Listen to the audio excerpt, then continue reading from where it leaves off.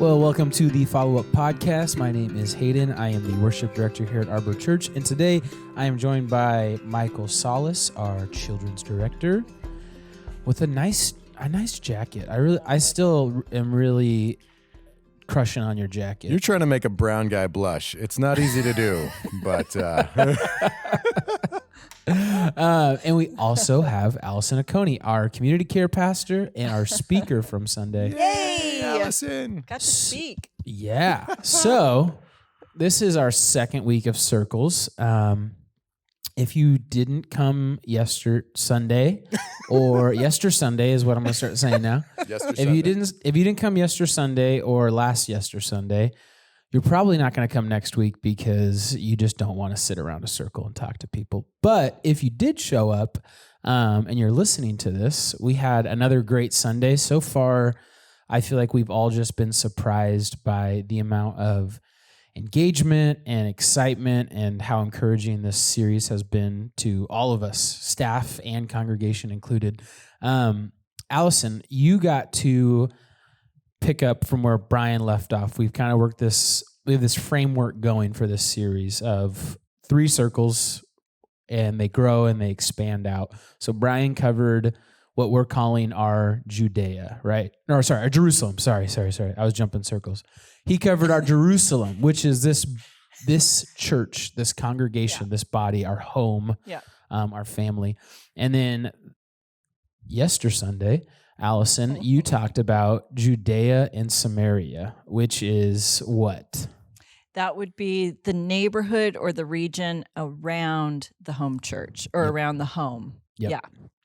So we had a video aid to kind of talk about what we're calling our neighborhood. But if you're watching the podcast and not listening to it, you can see behind Michael and Alison, we have a wood round, a pretty large wood round. Yeah. People asked if we were going to do knife throwing or axe throwing when they saw it, when they first showed up. That would be hilarious. And that would be fun. Yeah. And it's a little hard to see on video, but you can see in the middle of the wood round, there's these trees, and that's meant to represent Arbor.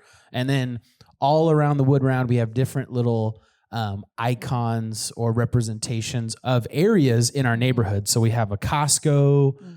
Is it a membership card?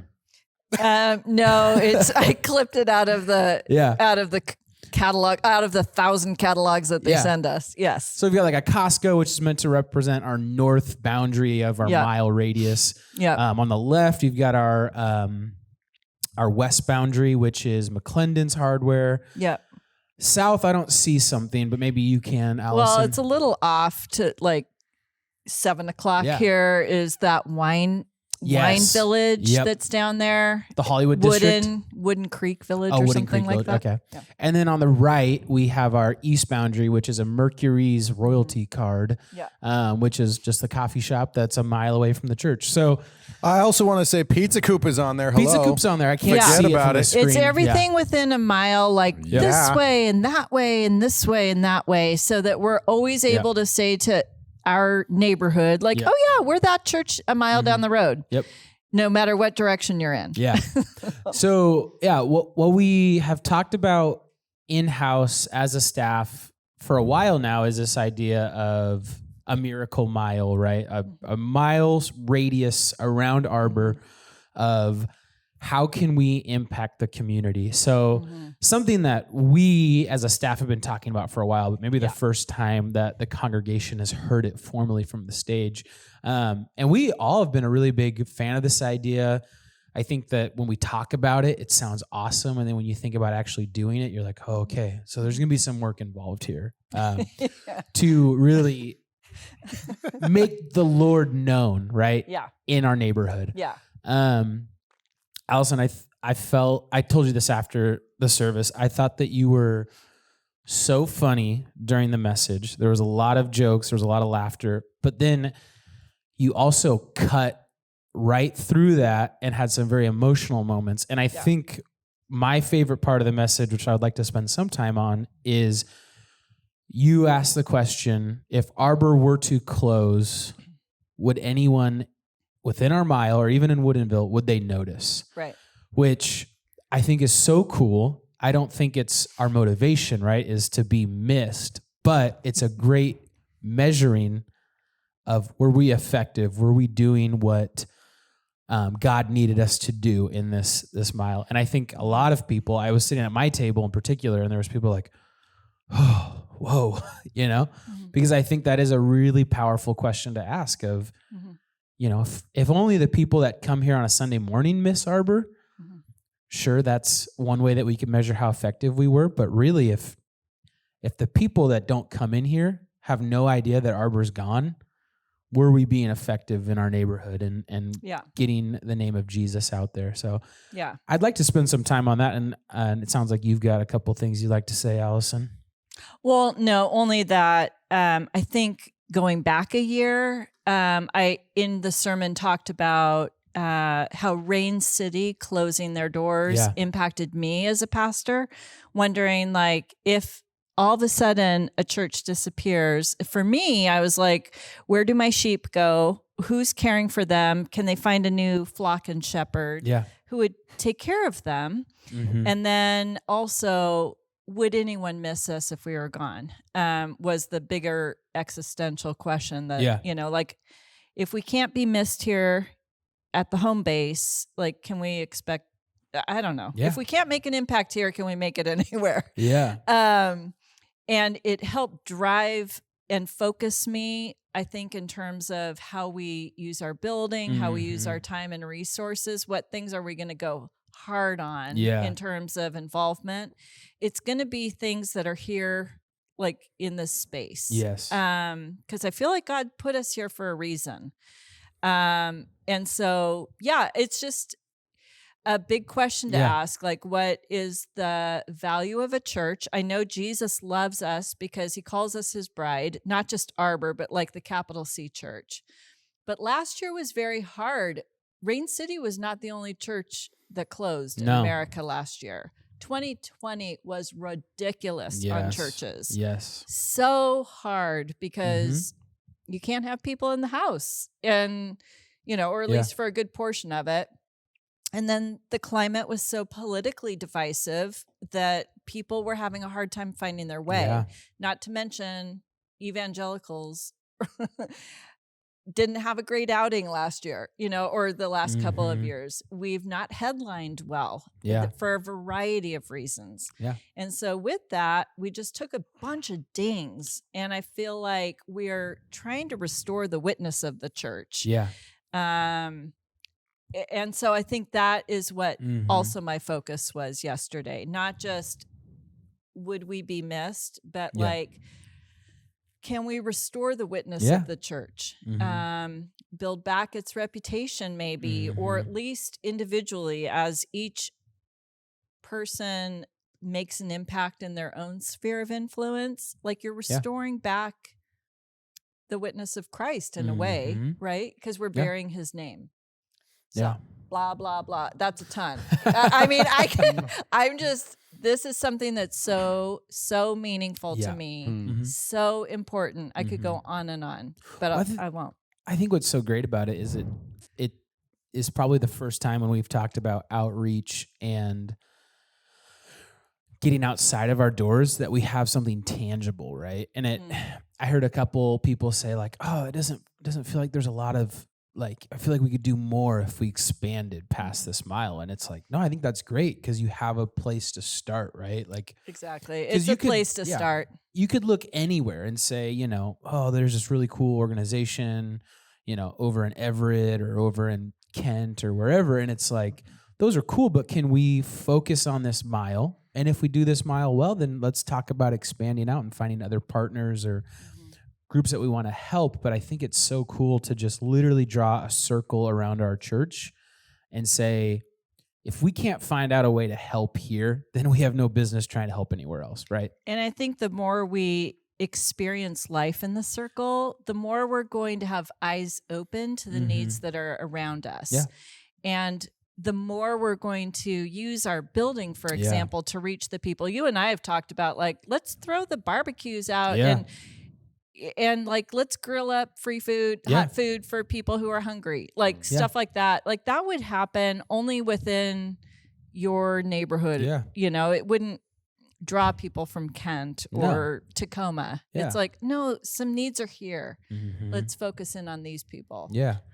Question: If you, Allison, were visiting any one of these places on the board in the Miracle Mile, and as an interaction, you were talking with someone who was working at one of the places, and they maybe you were picking something up for Arbor, or you were doing something as an Arbor representative, Mhm. and you got talking to them, and somehow, whether it was on the order or they learned that you work at Arbor, they go, "I've heard of Arbor." What Yeah. would you want them to say about? Wow. Oh, that's such a good question.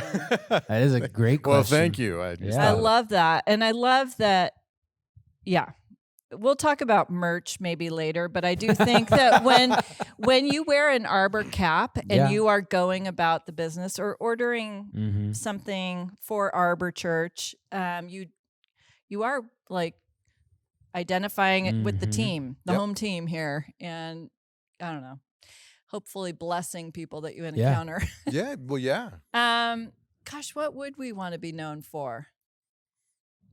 I mean, I would want to be all known things- as generous. Our people being generous, and also hospitable. I know it feels weird when you're going to someone else's business, but like not being, I don't know, demanding or whatever. Just being a good customer. That sounds so weird, but I just think about like, very accommodating and also being a light even when it sounds difficult, and I think it is, right, to be a light when you're shopping at Target, but like I would want us to be known as like people that look and act different than the other customers if we're talking about a business in the mile. But go ahead, Alison. Well, I was going to say our staff this recent year has studied goodness, like the goodness of God and what that might look like with characteristics in us.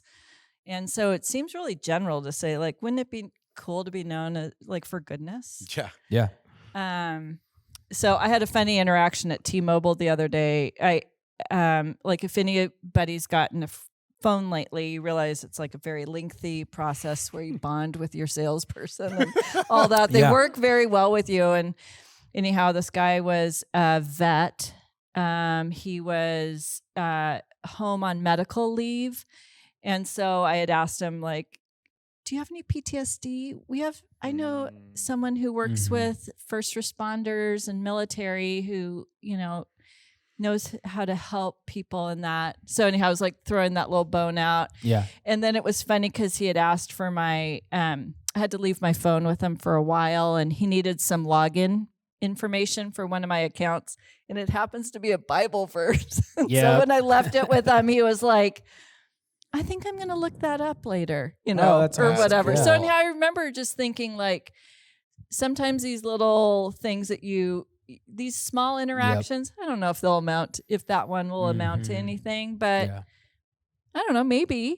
I don't know. Yeah. He knows I'm a pastor, and I told him that the Bible verse thing was a trick of pastors, that we do that to, our phone salespeople. So anyhow, but I got to change my login from Kenny now. It's a horrible dad joke, Allison. It's Kenny Loggins. Kenny Loggins. That's hilarious. So anyhow, that was good. I liked your question. I would want to be known for goodness, I think. Honestly, I hadn't thought of that before. That was Sometimes good. I do a little homework that way, but as we were looking at that, I just thought, what would we want to be known for when people say, I know of Arbor Church? I only feel slightly threatened that you're coming for my job, Michael, with that great question. I am not coming for your job. Yeah, let's hear what you've got, Hayden. I don't have a great question like that, so I'm gonna do a Hayden question. But I'm curious, Allison, if you if you struggled at all with this week, like I am currently struggling because I am next up to the plate, and you and Brian have consecutively hit it out of the park with bringing great questions to the tables, but also teaching on these topics. And I think, especially in your week, I felt like you were able to give the congregation your passion for what you were talking about. And I saw that at my table. I heard that from other people of like, this is awesome. I'm on board for this. I'm excited. I mean, we saw a bunch of cards filled out of people wanting to do things. So you very much so gave the congregation the passion that you have for this. But I'm curious if you were at where I'm at currently of, oh, this feels so intangible and it feels like we're trying to change hearts, not give actions. Is that something you struggled with when you were working on your week? I did, because I realized so much of this has to be motivated by love. And so to say to the people, like, love your neighbor, Yeah. like, okay, do it now. It's easier. It's easier to say, like, let's go and do a food drive for the local food bank, or let's go and pick up trash because we want to beautify our neighborhood, or like, it's easier in a way to recruit for tasks than it is to change the heart. Right. Yeah. So, I think that's why I had said to you earlier today, if I could have said more about prayer, I would have, because I feel like that is the first place to start when it comes to loving and serving your church home, loving and serving your neighborhood, and loving and serving the world. Like, if you're not praying for these circles, chances are your heart may not engage. Yeah. Right? You may not care.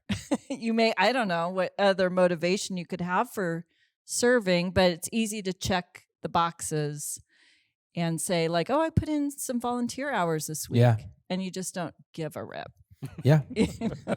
So, I don't know. That was my hard thing. So I think for you, teaching next week, trying to capture that, how to have a heart for the world, how to have a heart for the neighborhood or your church. Yeah. It may be a work of the Holy Spirit. Yeah. I don't know. Yeah. It's hard to just teach it. It's so hard to change hearts or open minds or even, attempt a paradigm shift.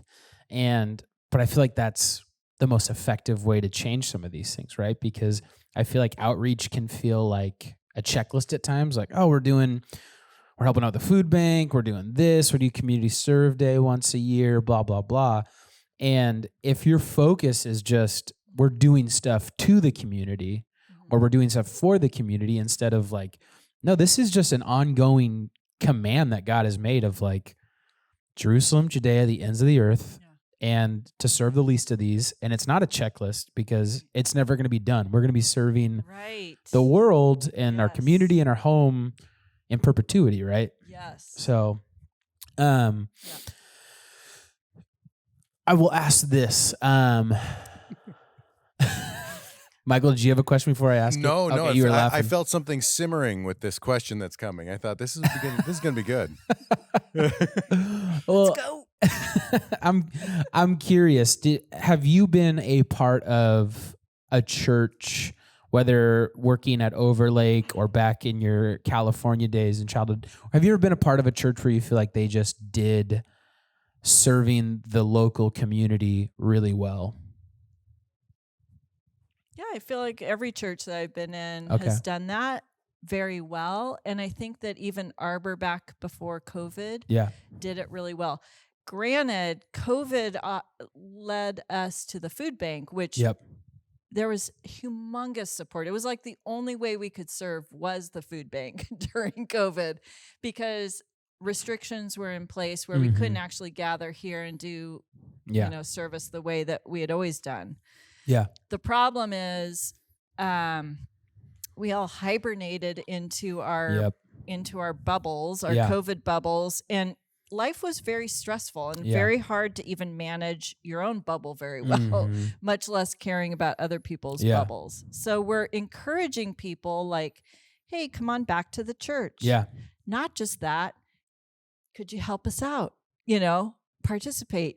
And not just here, but outside too. So it's a lot to ask. I know there's a huge learning curve for people or a re-engagement curve. Yeah.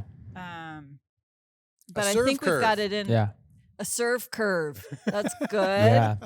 But I think it's going to come back. It's like muscle memory. And it will come back soon.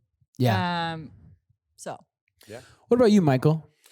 I was in a church when it was back in like right toward the end of my high school days and early college. And the pastor did a whole series on what he called outreach attempts. Yeah. And he actually took he bought these little tiny little books, like little notebook type deals, like fits inside your hand kind of thing. And he passed them out to everyone, including like high school age myself. And his challenge was every day, what I want you to do is perform some act of kindness to someone out there. And I don't want you to tell them, well, it's because of Jesus or it's because of this church that I go to. If they ask, then you're good to say, well, it's because I love Jesus and that's why I did it kind of thing. But if they don't ask, don't tell. All I want you to do is write down what you did and then write down what the response was. And it was so cool seeing an entire church body fill out this thing and kind of report back.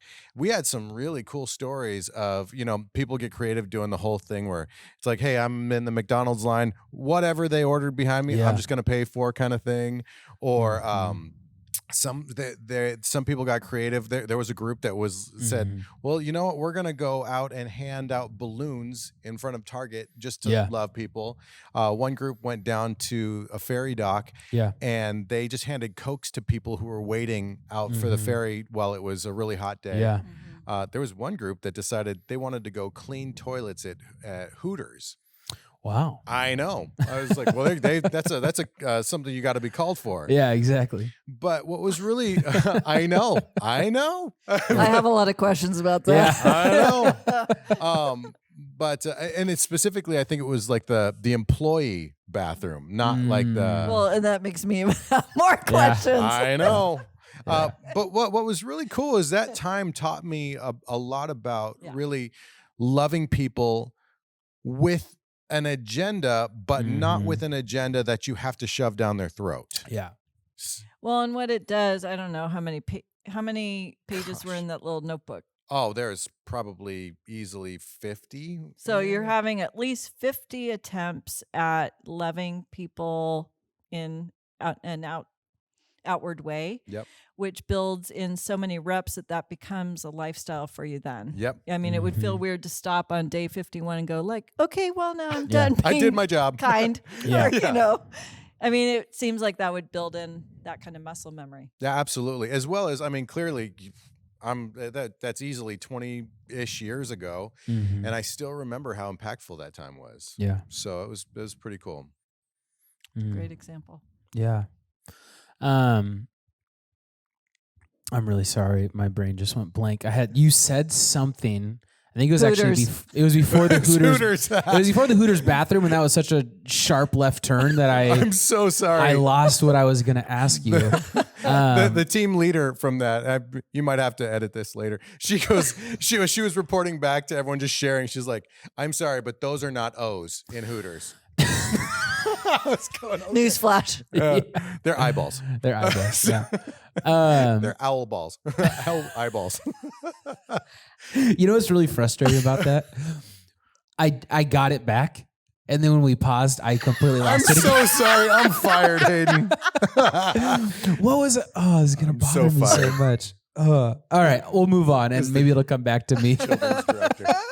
I'm so fired. You had already mentioned that you wish that you would have talked more about the prayer aspect of this Miracle Mile in our neighborhood. Yeah. Was there anything else that you felt like you didn't have the time? Because, I mean, this is a particularly difficult set of messages because you're not only trying to get a lot across to the congregation, but you're also trying to allow for actual brainstorming and collaboration to happen. So you're hamstrung in two different ways. Yeah. Was there some stuff that you felt like I wish I could have preached for 6 weeks on this instead? Yeah, I mean, sharing your faith. I think how to share your faith is something that we could brush up on. Yeah. And so like, how does one go about that? And, that alone could be many, many minutes. Yeah. More of the why behind the Miracle Mile also, or the how. Yeah. And, maybe these things evolve over time. Yeah. Maybe it becomes part of our language, and, it can't all just happen within one Sunday, but it's a great place to start. And I think that quote from D.L. Moody was phenomenal. And I think that it was, I think it's a call to the cynic in all of us of like, this isn't the best way to do it. And like, we could do it better and we could do whatever. And his quote of just saying like, sure, I've found mistakes or things that I can improve in the way that I evangelize, but I like my way of evangelizing more than your, what was it?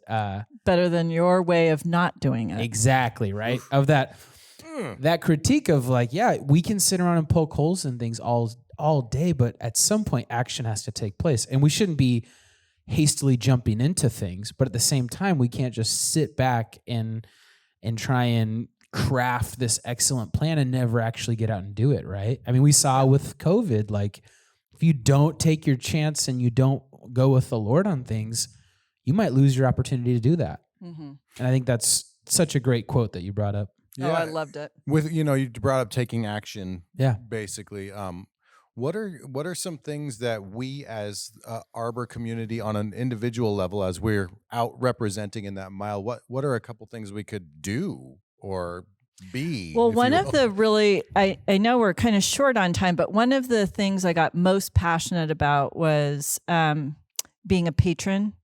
of an establishment in town. So let's say you're adopting the Pizza Coop, for example, and you're a regular there. Not only that, on holidays where people are working and away from their families, you are bringing extra tips. You are bringing, gifts. You're inquiring with the boss about any needs in your on your staff that we can help with. So there's a group called the Big Table that used to be active here, but they're now out of Seattle and over in Spokane. Wow. But they have a list of fantastic ways that you can be a patron at an establishment anywhere in town. And it's just a really cool way to like specify where you want to be, and like it's lifestyle evangelism in a way, but it's also just loving on and serving people at a Target. At the Target. So cool about what you're talking about. For those who don't know, I have a very long history in the food industry, in the restaurant world, and the attitude and the posture you're talking about, oftentimes as a server in a restaurant, for example, my attitude was they come in and they're there to be served. And as an Arbor community, adopting that thinking, you would come and go, hey, that's great. I'm also here to serve you, which is very tangible. Yeah, Big Table has a heart for the food service industry. They are underpaid often, and they commute in from long distances to serve in this kind of an area. And life is not always easy for them. And on days that families are demanding much from food service industries for the holidays, they are apart from their own families serving you. So it's like it flips the tables or flips the script and blesses the other direction. So cool. Anyhow, they have amazing ideas that I would like to push out to our people too. That's cool. I think one of the things we had talked about is it could be as simple as being a good tipper when you go out somewhere. But also I understand if you don't have the money to be a good tipper, be a great person to wait on, right? Like go above and beyond. Right. Do a great review on the Yelp. Huge too. Do a great review, like those online surveys that you can give feedback. Do it and be effusive. The guy at the T-Mobile store last week, I went on Twitter and gave him a shout out. That's did awesome. His little survey online. It's like whatever you can do to help elevate others, Yep. And I think that this will be,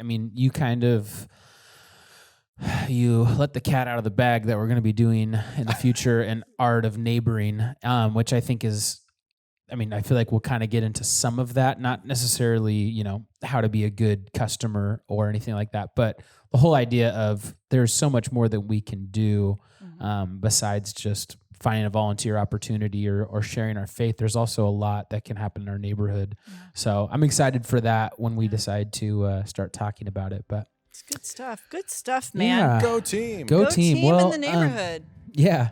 Well, I'm going to go ahead and wrap things up. If you guys have anything else you'd like to share, now is the time.